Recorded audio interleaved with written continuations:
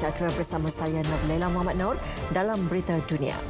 Menteri Keadilan Lubnan Marie-Claude Lanjim letak jawatan susulan insiden letupan di Beirut. Beliau merupakan anggota pentadbiran kerajaan ketiga yang berbuat demikian selepas menerima protes rakyat yang berang dengan pengendalian tragedi oleh kerajaan. Surat penetakan jawatan diserahkan kepada Perdana Menteri Hassan Diab. Tindakan dibuat sebelum mesyuarat Kabinet bagi membincangkan insiden letupan 4 Ogos lalu. Pada Khamis, Najim dilontar botol oleh kumpulan tunjuk perasaan semasa lawatan di lokasi tragedi letupan. Ahad lalu, Menteri Penerangan Manal Abdul Samad dan Menteri Alam Sekitar Damianus Qatar letak jawatan selepas protes terhadap pentadbiran Diab memuncak. Tragedi yang mengorbankan sekurang-kurangnya 158 nyawa dan 6,000 orang cedera itu membangkitkan kemarahan rakyat. Rakyat Lubnan mahu dana bantuan antarabangsa diagih terus kepada rakyat bagi membantu mereka membina kehidupan baru selepas berdepan tragedi letupan Selasa minggu lalu. Persidangan penderma antarabangsa berjaya mengumpulkan 250 juta euro bagi membantu 300,000 penduduk Lubnan yang terjejas. دولة فاشلة، دولة ما منا أمان. حرام على هالشعب اللي عم بيموت. عشنا حرب من ال75 لهلا وعم نعيش بس مثل هلا ما عشنا. شيء مأسف. يعني قد ايه مرر علينا حروب بس مثل هيدا لا. كل الشباب هن عم يشيلوا الزباله، هن عم ينظفوا، هن عم يشيلوا الدمار، في غياب تام للدوله، فما في ثقه نهائيا. المصاري اللي برا اذا اجت للدوله ما بعرف وين رح تروح، اذا رح يتساعدوا هالعالم اللي محتاجين او لا. لازم تروح خصيصا لجمعيات صغيره او كبيره كانت يلي هن بيشتغلوا 1 to 1 مع العالم.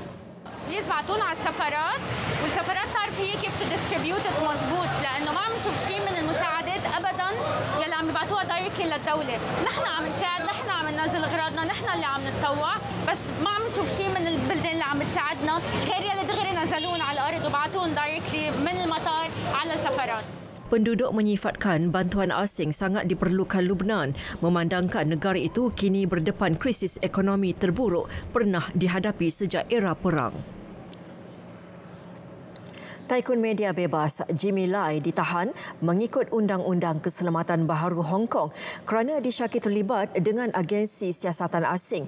Susulan penahanan, pihak berkuasa turut menyerbu masuk pusat operasi media kendaliannya Apple Daily. Lai ditahan di kediamannya 7 pagi tadi. Beliau merupakan salah seorang daripada 7 yang ditahan mengikut undang-undang baharu diperkenal China yang memberi tumpuan kepada syarikat penerbitan Next Media. Kira-kira 200 anggota pihak berkuasa kemudiannya melakukan operasi di syarikat akhbar Apple Daily. Lai yang digari turut dibawa semasa serbuan. Ketua pengarangnya, Lau Wai Kwong, cuba meminta waran geledah daripada polis. Operasi pihak berkuasa di premis itu ditayang secara langsung menerusi akaun Facebook petugas akhbar. Mereka bagaimanapun diarah berhenti berbuat demikian dan meninggalkan tempat duduk masing-masing sebelum pemeriksaan identiti. Dalam kenyataan berasingan, polis mendakwa mempunyai waran operasi. Dakwaan mengaitkan Lai dengan pihak berkuasa asing timbul setelah media tempatan melaporkan usahawan itu ada bertemu setiausaha negara Amerika Syarikat Mike Pompeo dan naib Presiden Mike Pence. Taikun media itu merupakan salah seorang daripada individu penting terlibat aktivis demokrasi. Beberapa jam selepas penahanan taikun media Hong Kong Jimmy Lai, ibu pejabat akhbar pro-demokrasi dikawal ketat pihak berkuasa.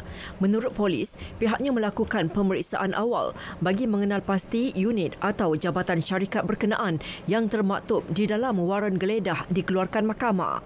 Waran tersebut ditampal di dalam premis bagi membolehkan pegawai undang-undang mengesahkan kesahihan operasi. Parti Demokratik Hong Kong dalam satu kenyataan mengkritik tindakan berkenaan dan menyifatkannya sebagai satu serangan terhadap kebebasan akhbar dan kebebasan bersuara.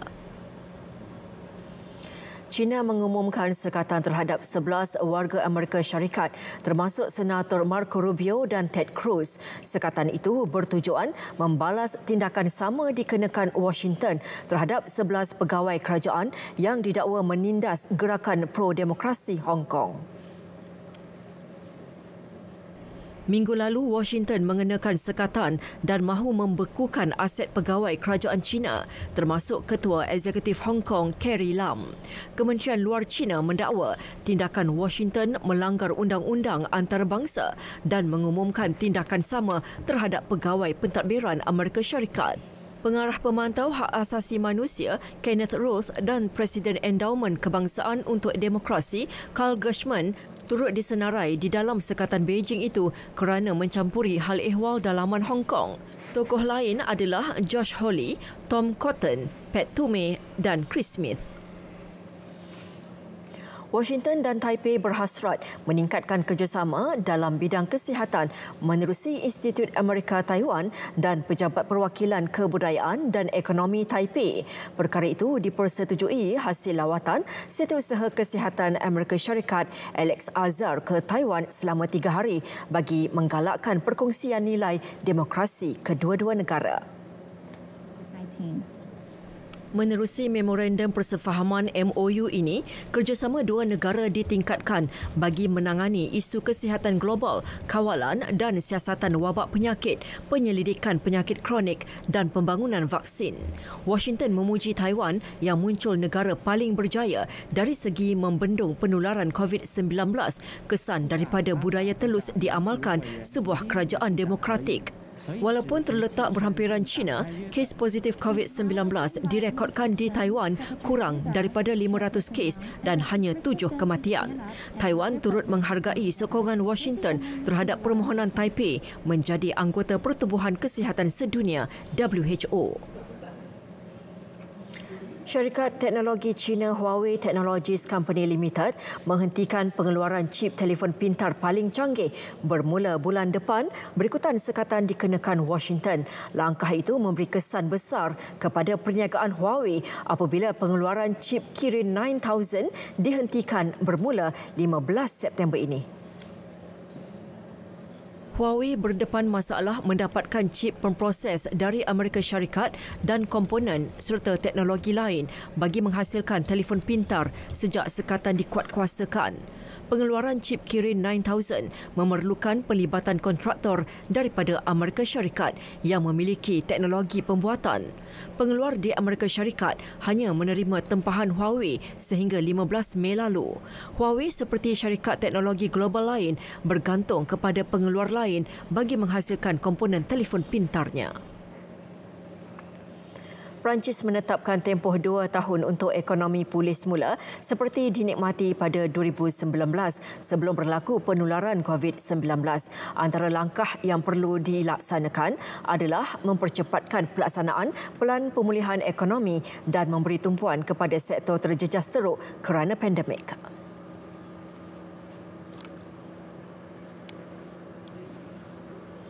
Menteri Keuangannya Bruno Le Maire yakin Perancis dapat menikmati semula pertumbuhan yang dinikmati sebelum berlaku penularan COVID-19. Ekonomi Perancis merekodkan kejatuhan terbesar sebanyak 13.8% bagi suku kedua tahun ini. Ia didorong oleh penutupan perniagaan dan perbelanjaan pengguna yang teruk terjejas kerana COVID-19 bagi tempoh pertengahan Mac hingga awal bulan Mei lalu. Sektor perbelanjaan domestik menunjukkan penurunan 11% sepanjang tempoh berkenaan. Ia sekaligus meletakkan ekonomi negara menguncup untuk 3 suku berturut-turut. Antara sektor yang akan diberi tumpuan adalah perbelanjaan pelaburan yang mengalami kejatuhan lebih 17%. Sektor pengangkutan terjejas 46%, diikuti sektor perhotelan dan restoran yang jatuh 57%. 8 termasuk pekerja kumpulan bantuan kemanusiaan Perancis maut dalam serangan di pusat hiburan hidupan liar di Kor, Niger. Motif kumpulan bersenjata menaiki motosikal itu belum dikenal pasti, namun pihak berkuasa tidak menolak kemungkinan ia angkara pengganas. Menurut Gubernur Tillaberi, Tijani Ibrahim Katiela, 6 yang maut merupakan warga Perancis manakala 2 lagi rakyat Nigeria. Turut tercedera beberapa pekerja kumpulan bantuan kemanusiaan Perancis ACTED. Insiden dipercayai berlaku kira-kira 11.30 pagi waktu tempatan, 6 km dari timur Bandar Kor. Lokasi serangan ialah destinasi popular bagi sektor pelancongan hidupan liar. Berdasarkan bahan bukti di tempat kejadian, kebanyakan mangsa dipercayai ditembak. Salah seorang mangsa yang merupakan wanita dipercayai dapat melarikan diri, namun dia ditangkap dan dibunuh. Pihak berkuasa mengesahkan ia merupakan serangan pertama membabitkan individu dari barat. Serangan bom terbaru di wilayah bergolak Baluchistan meragut 6 nyawa dan mencederakan 10 yang lain dalam serangan di Bandar Chaman. Pihak berkuasa mendedahkan serangan bom itu menyasarkan kenderaan dinaiki anggota pasukan anti narkotik. Namun serangan tersasar dan menjadikan orang awam sebagai mangsa. Bahan letupan diletakkan pada sebuah motosikal yang diparkir di tepi jalan di Bandar Chaman. सुबह के टाइम पे हम इधर ये माल रोड पे गुजर रहे थे तो हमारी गाड़ी जो थी यूं ही गुजरी है तो रास्ते में 7 मोटरसाइकिल खड़ी थी तो बस मोटरसाइकिल ब्लास्ट हुई और हम जख्मी हो गए। गुजरा था एक आवाज़ आई, हम उधर से पीछे गया और बंदे पड़े थे जख्मी थे, हम जल्दी वहाँ से पकड़ के लाया थे अस्पताल इधर। Setakat ini tiada kumpulan mengaku bertanggungjawab, namun suspek utama adalah Tentera Pembebasan Baluchistan yang berjuang untuk wilayah autonomi dan pemisahan wilayah. Kerajaan British melantik bekas pegawai tentera laut mengetuai usaha membantras pencerobohan haram di Selat Inggeris. Pada masa sama, perbincangan dengan Perancis dipergiat bagi menghentikan kegiatan berkenaan. Pakar Keselamatan Maritim yang juga bekas tentera laut British, Dan O'Mahony, dilantik Setiausaha Jabatan Dalam Negeri Priti Patel. Peletakan anggota tentera dilihat sebagai tindakan serius United Kingdom membantras migran haram dan bakal mengetuai pasukan British dan bekerjasama dengan Perancis dalam operasi.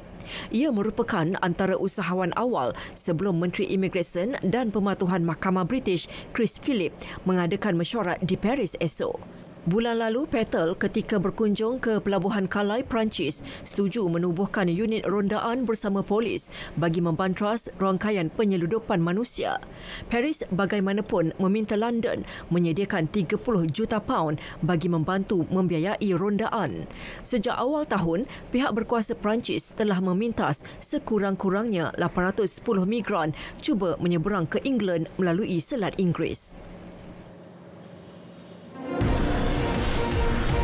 Kumpulan penunjuk perasaan membantah keputusan pemilihan Presiden Belarus bertempur dengan polis. Butirannya selepas ini.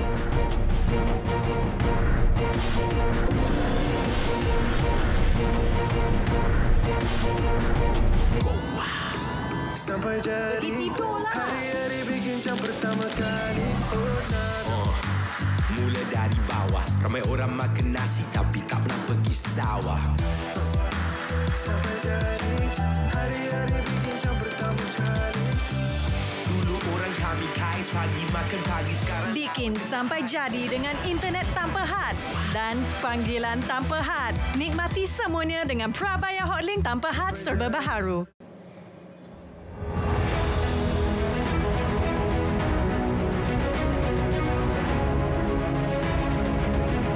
Kepercayaan kepada Tuhan, kesetiaan kepada raja dan negara, keluhuran perlembagaan, kedaulatan undang-undang, kesopanan dan kesusilaan.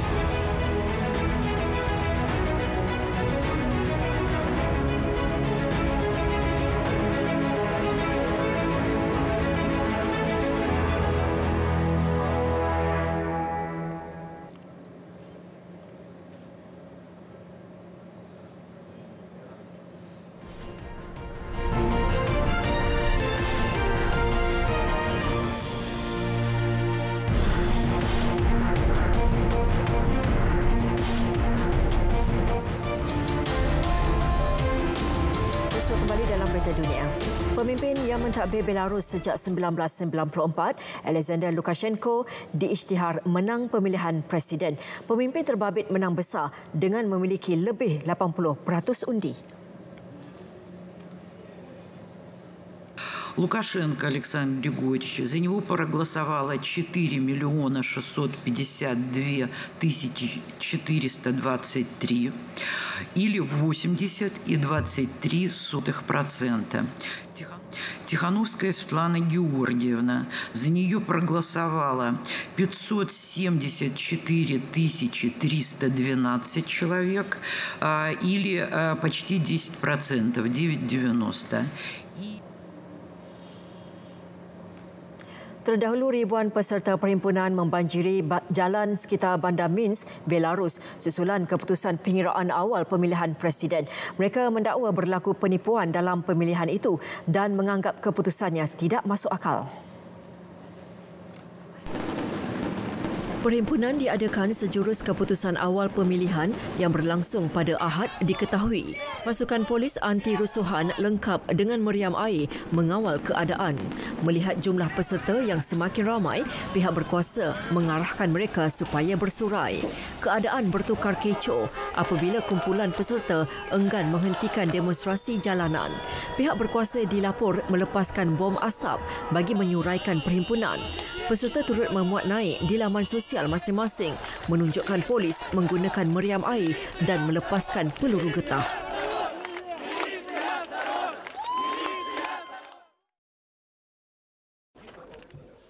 Dalam pada itu, pencabar Lukashenko, Svetlana Tikhanovskaya berkata tidak percaya dengan keputusan pemilihan presiden. Beliau juga mendakwa protes jalanan yang diadakan merupakan hak rakyat. Что мы уже победили, потому что мы победили свой страх, мы победили свою аполитичность, мы победили апатию и безразличие. А это ужасно, что происходит. Вы понимаете, даже если люди сейчас вышли, сегодня праздник, выборы, да, они свободно имеют право передвигаться по городу. И я уверена, что это мирные люди, и у них...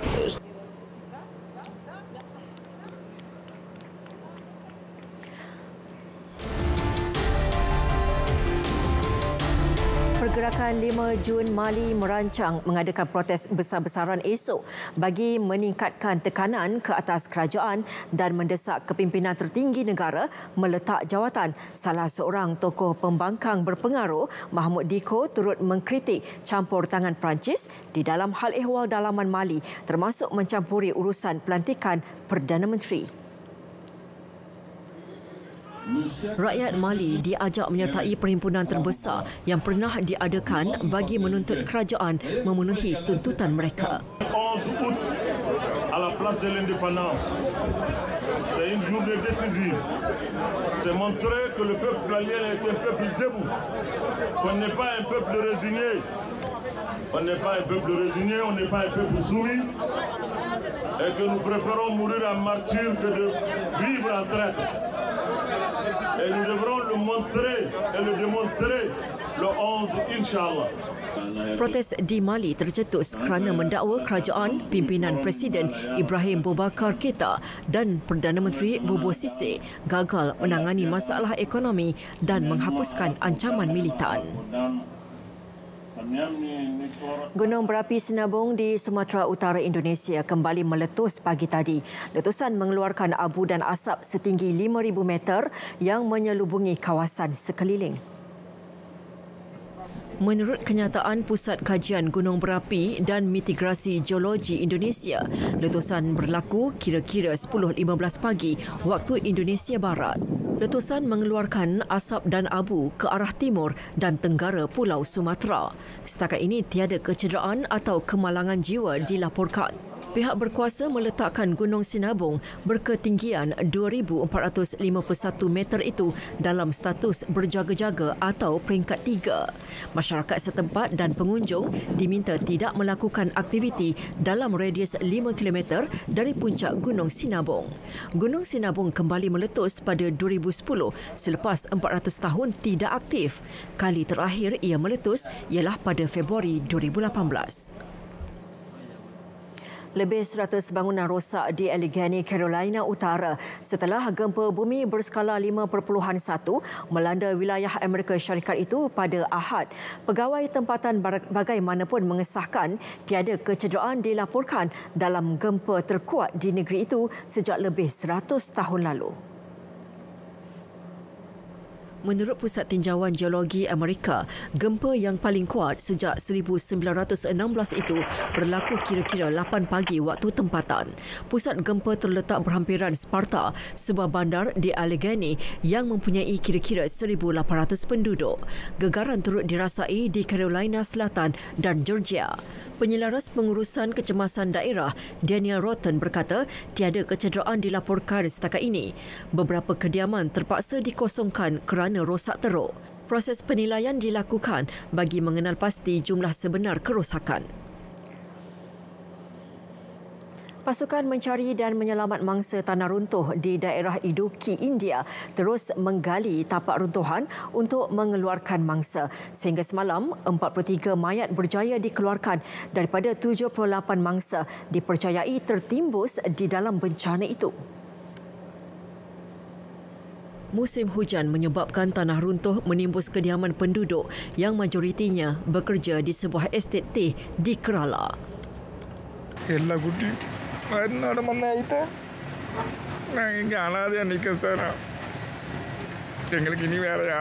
சேடி பார்க்கக்குள்ள போகிறதுக்கு என்னால் அனுமதி இல்லை, கொடுக்கல. நாங்கள் நிற்க அவ்வளோதான், வேற ஒன்றும் இல்லை. என் மகளை தான் பார்க்கணும். ஒரே பொண்ணு தான், வேற பிள்ளைகளும் இல்லை எங்களுக்கு. Operasi yang dilancarkan sejak Jumaat lalu bagaimanapun terganggu oleh hujan lebat yang menyukarkan usaha menggali timbunan tanah berlumpur. Sehingga hari ini, musim hujan Asia Selatan telah meragut nyawa lebih 300 penduduk timur dan timur laut India, Bangladesh dan Nepal. Selain ditenggelami air, bencana tanah runtuh dan banjir lumpur kerap berlaku sepanjang musim hujan dan mendedahkan risiko bencana terhadap penduduk terutama di kawasan rendah. Penduduk Mauritius melancarkan misi membantu menangani kejadian tumpahan minyak berpunca daripada kapal tangki MV Wakashio. Setakat ini, lebih daripada 1,000 tan minyak mencemari perairan Mauritius, mengancam tanaman laut dan industri perikanan yang menjadi tulang belakang ekonomi pulau itu. Sejumlah besar sukarelawan hadir sejak awal pagi bagi menyertai operasi membersihkan sisa tumpahan minyak. Nous sommes une équipe de la Mauritius Port Authority. Nous sommes venus prêter main forte à toutes les autorités concernées, que le National Coast Guard, la police, et pour donner main forte pour récupérer l'huile qui est déversée suite à le naufrage du bateau Wakashio. Nous sommes venus aujourd'hui, moi avec mes amis, nous sommes venus aujourd'hui pour donner un coup de pouce. C'est parce que c'est la dégradation de notre environnement. Toute l'écologie marine sont affectées par l'huile lourde qui a été déversée par le bateau. Et nous sommes très touchés par ce problème et en tant que jeunes, c'est notre priorité principale avant tout pour protéger notre lagon de Maibo. Kapal MV Wakashio terkandas sejak 25 Julai ketika membawa 4,000 tan minyak. Badan kapal mengalami masalah keretakan menyebabkan minyak mengalir ke dalam laut. Setakat ini, usaha mengepam minyak daripada kapal dijalankan, namun lebih 1,000 tan minyak telah meresap ke dalam laut. Syarikat perkapalan Jepun Nagasaki Shipping mengeluarkan permohonan maaf kepada penduduk Mauritius yang terpaksa berdepan ancaman pencemaran minyak. Masih terlalu awal untuk Brazil meraihkan kejayaan mengurangkan kadar penggondolan hutan Amazon. Ini kerana bagi Pusat Penyelidikan Alam Sekitar Amazon, kehilangan hutan berkeluasan 1,600 km persegi bagi bulan Julai lalu masih sangat luas dan membimbangkan. Menerusi data terbaru itu, Brazil menganggap kejayaan mengurangkan kadar penggondolan hutan Amazon pada Julai lalu satu pencapaian besar. Berbanding tempoh sama tahun lalu, kadar penggondolan hutan Amazon melibatkan kawasan seluas 2,250 km persegi.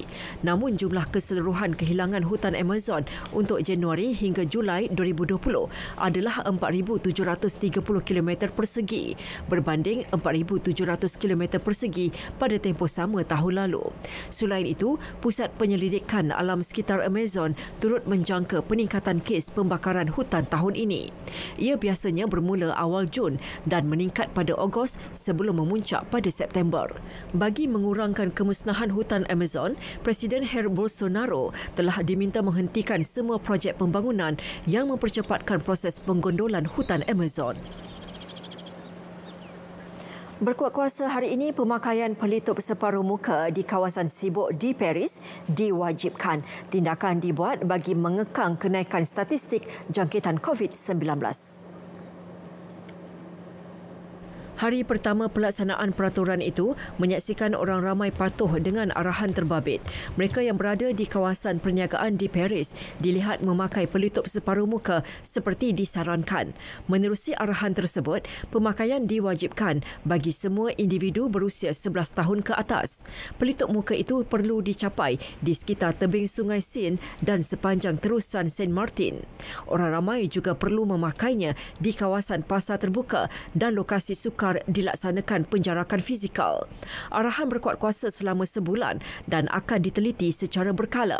Paris menyusuli arahan pemakaian pelitup muka yang terlebih dahulu dilaksanakan di beberapa bandar lain termasuk Toulouse, Lille dan Biarritz.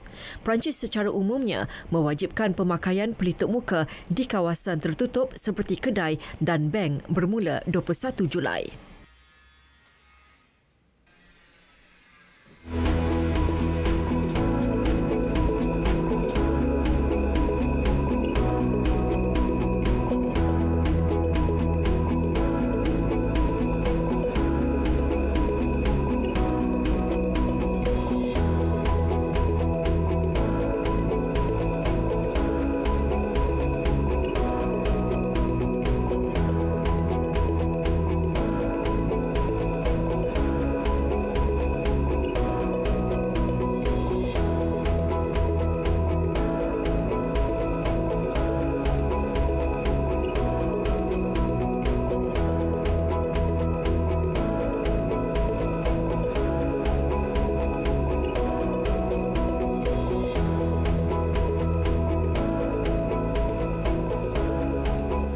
Kawasan perkampungan sekitar Gunung Berapi Sinabung diselaputi abu tebal selepas gunung itu meletus hari ini. Dan visual itu menutup berita dunia untuk hari ini. Kekal setia bersama berita RTM, maklumat sahih, jenama dipercayai. Terus patuhi SOP mencegah COVID-19.